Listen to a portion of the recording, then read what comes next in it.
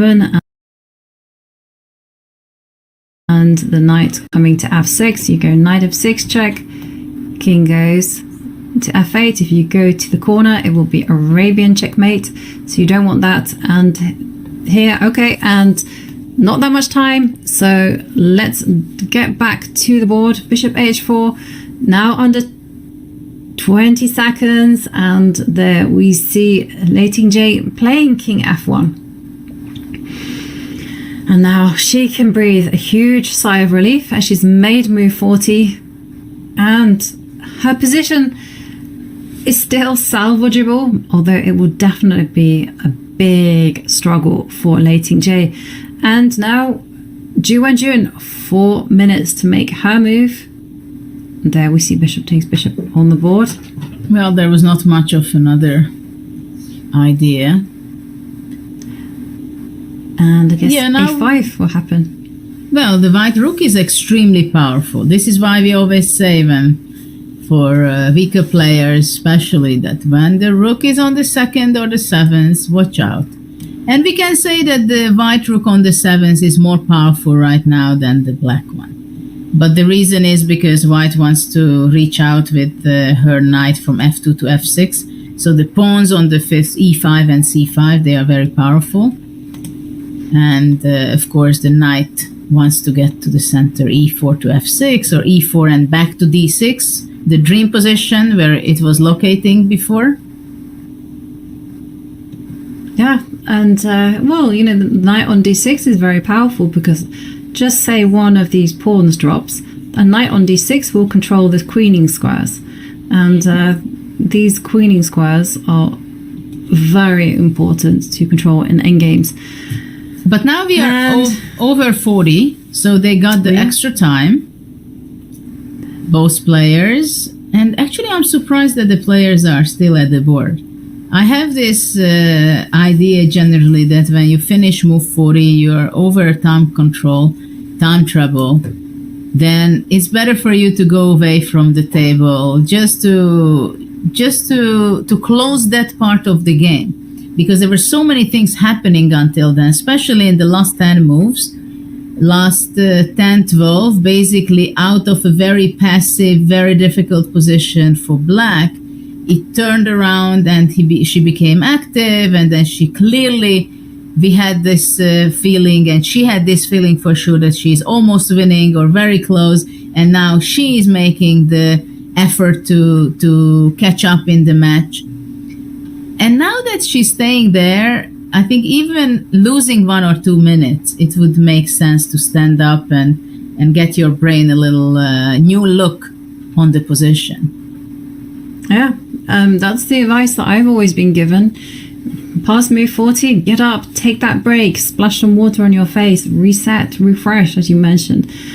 Sitting there, you're still bringing the emotion from that very minor time scramble, but it was intense, as those emotions are still there. But both these players have chosen on a consistent basis to be there present at the board.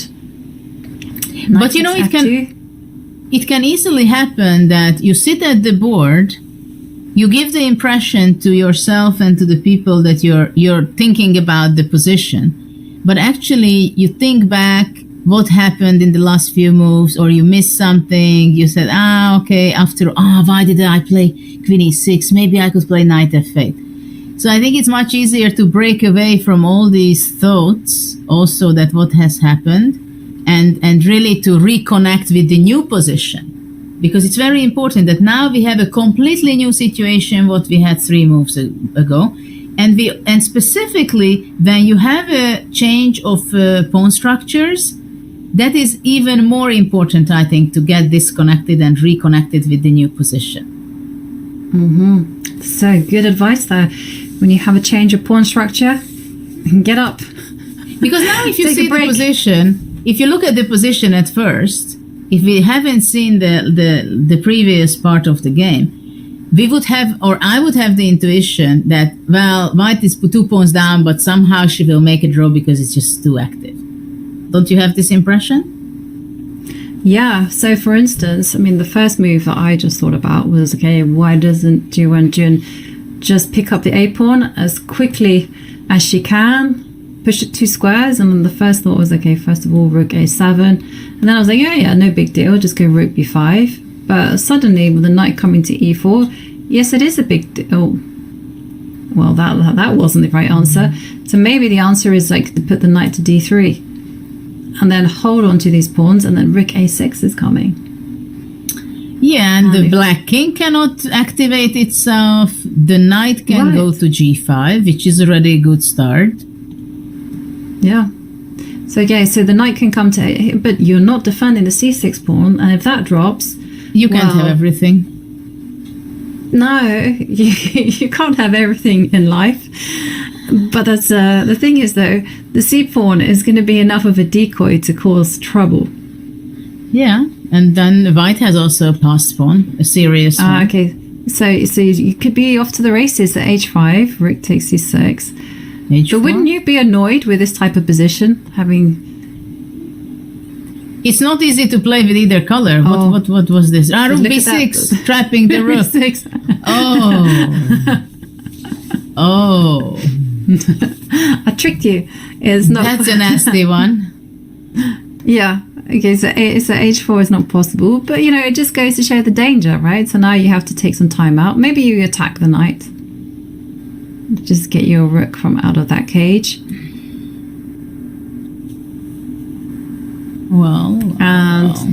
Yeah, the good thing is knight F4 is not possible. I mean, for black it's good that knight F4 is not possible to rook F3. Yeah. Well, king E2. And now run. Passed pawns must be pushed. Yeah.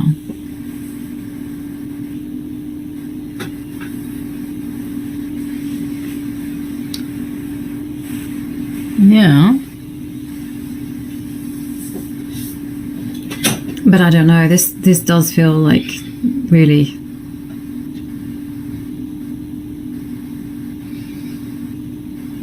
anything can happen. And maybe we just retrace our steps, because that was quite a long line. So knight takes F2. Yeah. Just to make sure that there's nothing, because that was quite deep. Knight takes F2. That's the position we're in. And I'm wondering why Ju Wenjun doesn't just pick up the A pawn. She's taking a pause. She's had a think for a few minutes. But okay, what happens? A5. What happens if I just grab the pawn now? Which pawn? If, let's say, rook C7. Rook C7. Can I run? Rook C6. Run. Okay. I'm gonna run A3. Okay, rook A6. One more time. King G2. And this is the idea. Knight G5. And I'm going to pretend that I have your C pawn covered. King G3. But I probably don't. Can you just push C6? No, because knight E4. And one more time. Rook F2 and rook C2. Yeah. Okay. So that's why I want to go King G3. Okay, and can I come forward with my king to F7? C6.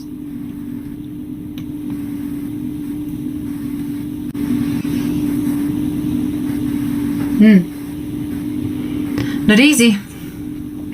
No, because, when I have a pass pawn, you have a pass pawn, it's all about calculation, so it's not so simple. And one extra pawn is no big deal here, because there are other priorities.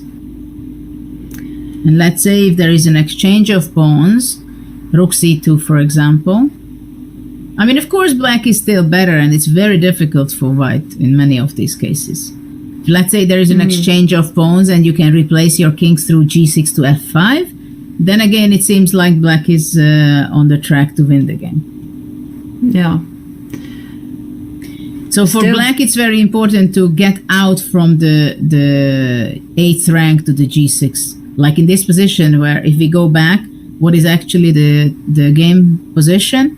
If the king would be standing on G6, black is winning. This is what I say also in my course. I always emphasize in my chessable course that king is an attacker in the endgame. but you have to work for it to be an attacker. It has to be an active piece. So for now, this is this is the magic of White's defense, that the king is very passive. This is the most important thing when you look for counterplay. And whilst you were talking, Judith, it seemed like the penny had dropped for Ju Wenjun. We saw her lean back. She gave a sigh of frustration as she understood that this is not that easy for her. And we are expecting her to push the A pawn. Don't really see any other alternatives. Maybe she can run with the H pawn.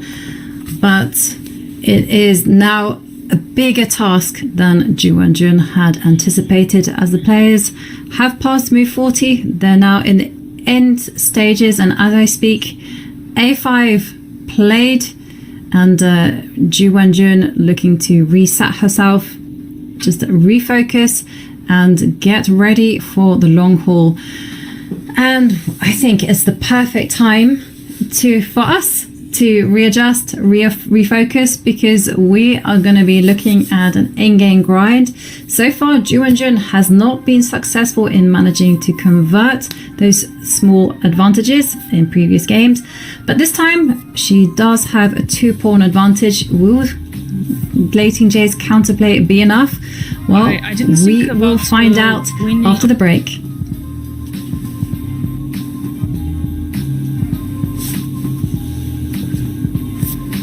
Hey everybody, it's Danny here, and as you may know, chess.com and Chessable I do this thing while I breathe. And I'm here to show you how you can make your chess.com and Chessable 1 in just a few clicks. To start, let's log in and connect our chess.com account. I just scroll right here above the browser and click log in. Scroll down and click continue with chess.com. Now, if you're already logged into chess.com, it's just going to ask you if you want to approve that connection. I'm going to say yes, sir. But after approving, it'll bring you right back to the Chessable homepage. Now, the Puzzle Connect feature can be found under Tools, and you click Puzzle Connect. Now, what that does after you type in your username is it's going to pull positions from the games you played on chess.com, create your very own personalized Chessable course, and then quiz you with the positions where you may have missed the best move. And the more you play on chess.com, the more games it will have to quiz you as long as your account stays connected. It's pretty sweet, and it's going to help you get better learning from the mistakes in your games. Yes, this is a pro feature at Chessable,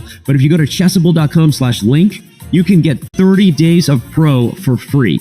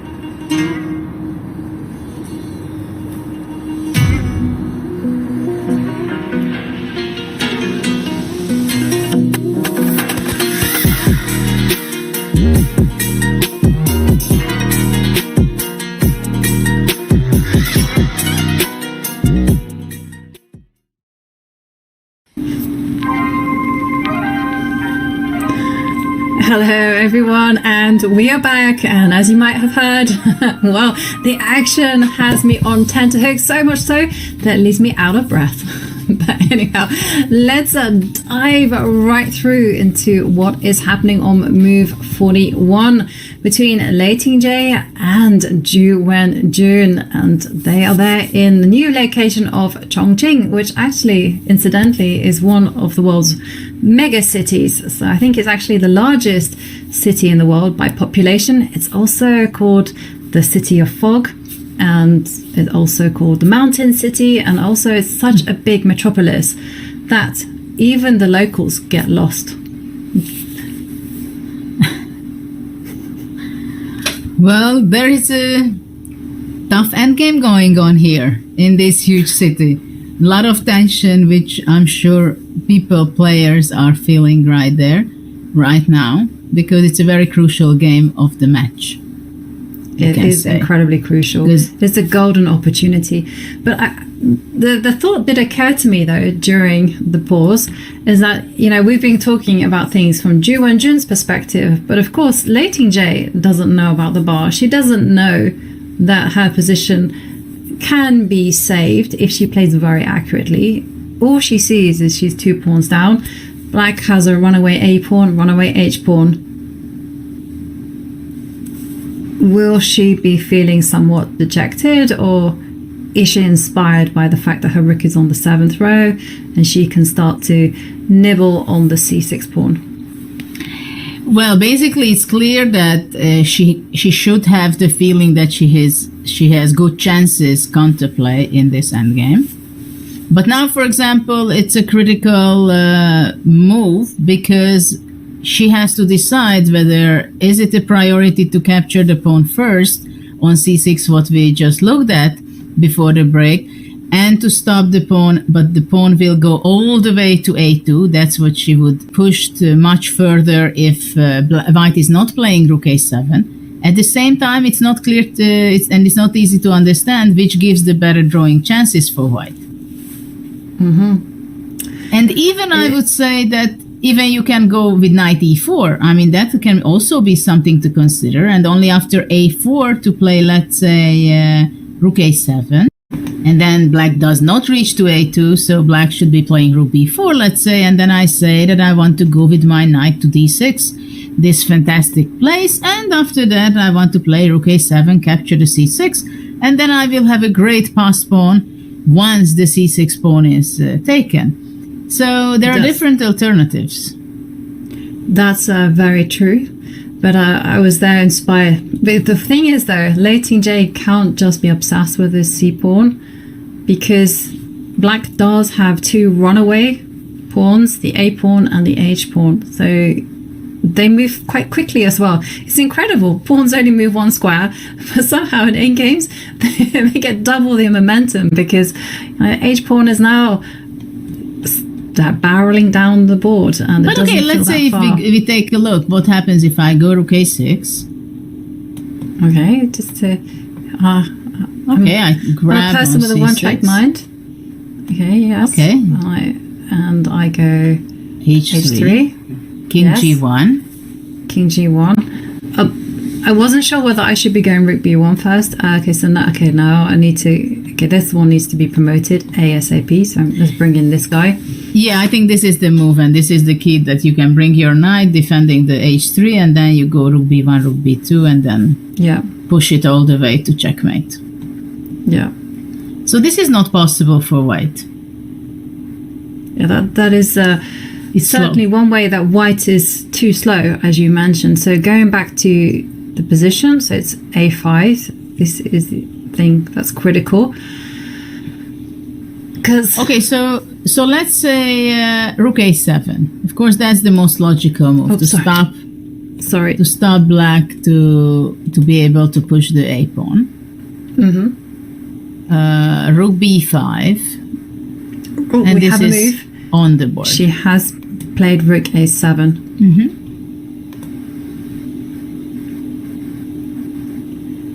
So rook a7 again, rook b5, the only move that I can see to defend the a pawn and hold on to this 2 pawn advantage. I don't see anything else. Well, that seems to be the most logical because rook a2 is also sensible, Yeah. but that is not attacking the white pawn. It's only focusing about her own pawn to support playing a4, a3, and maybe also to push the other pawn on the h file. And it can be also possible, but I think knight e4 now may be stronger. So after a4, knight c3 is possible. After knight e4.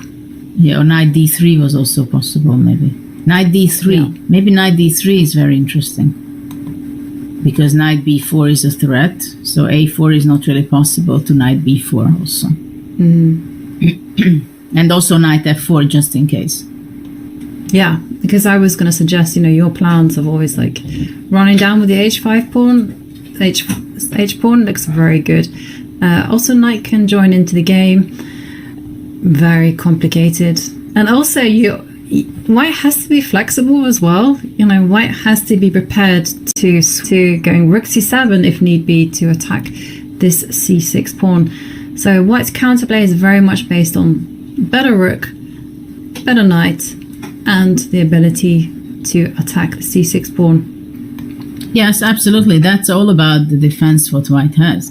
So, okay, rook a2 I don't go. I go rook b5 after all.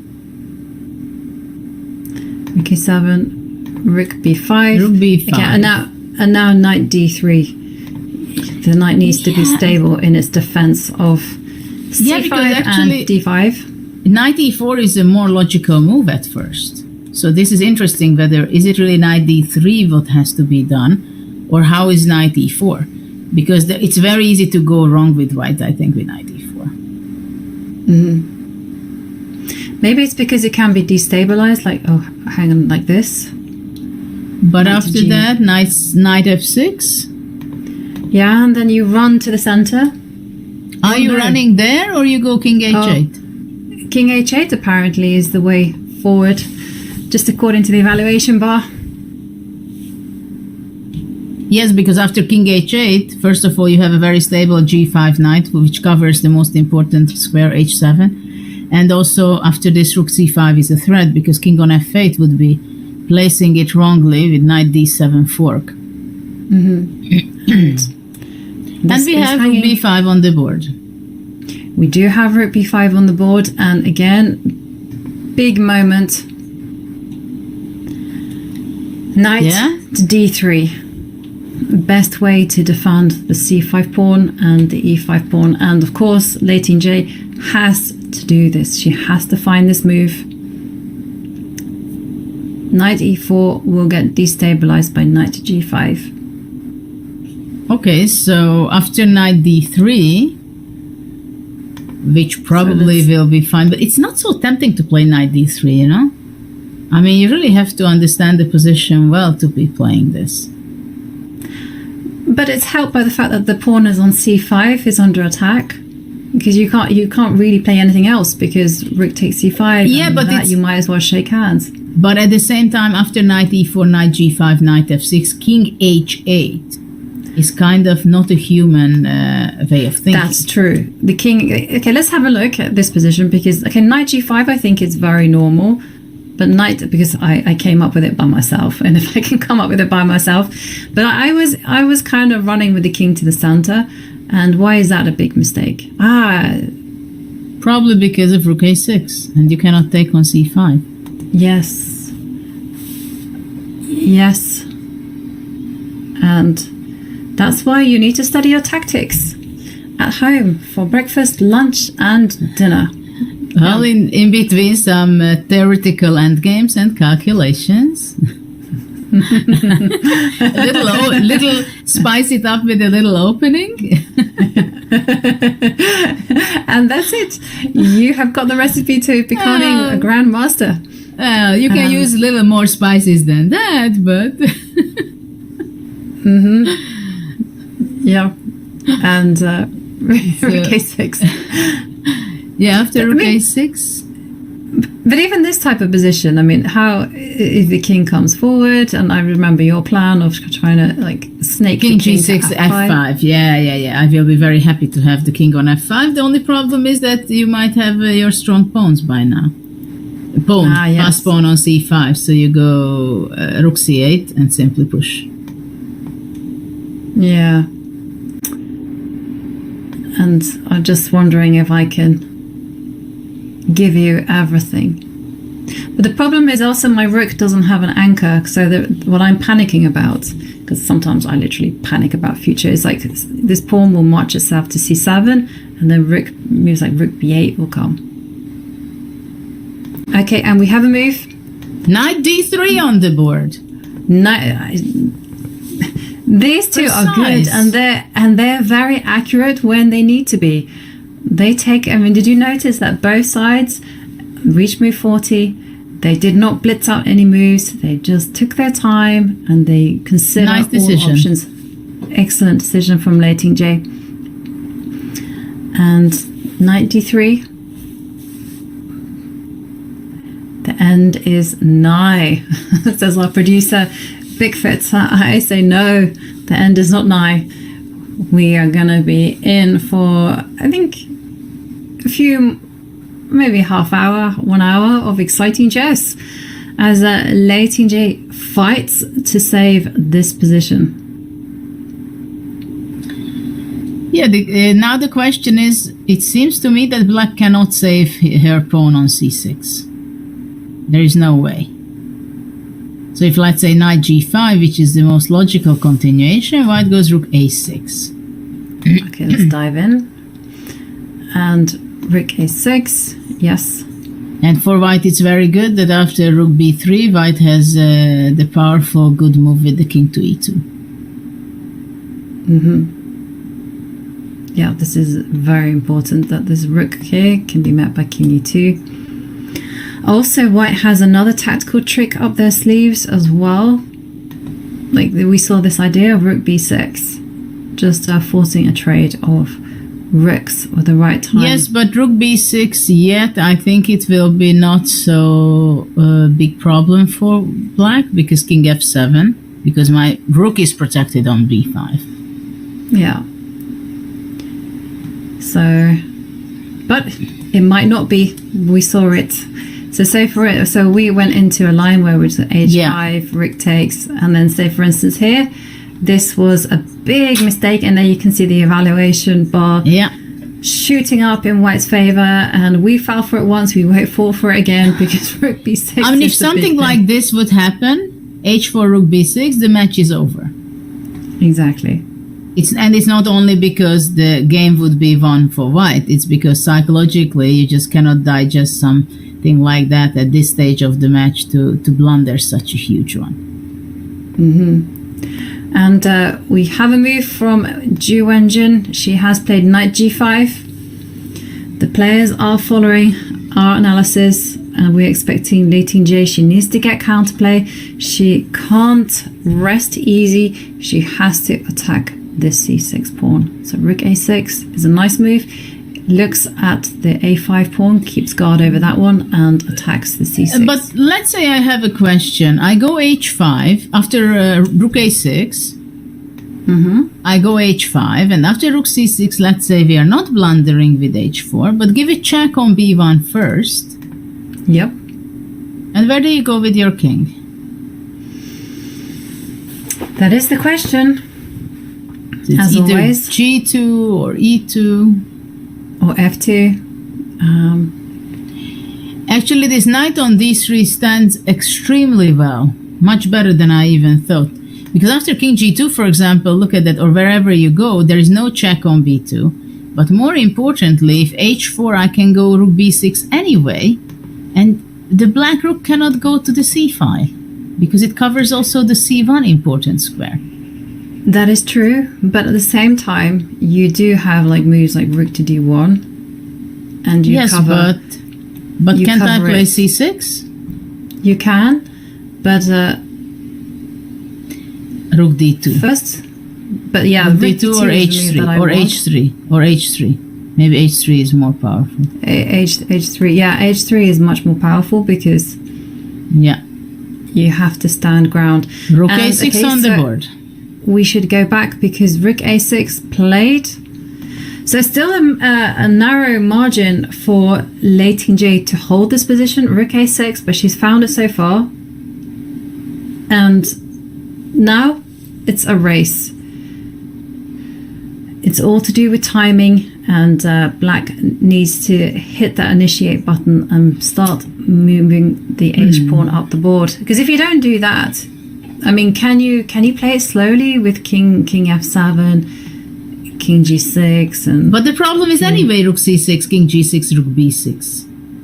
So Black Yeah, has to look exactly. after this problem. This is the biggest problem for Black. After Rook C6, he has to lose time yeah. by moving the Rook.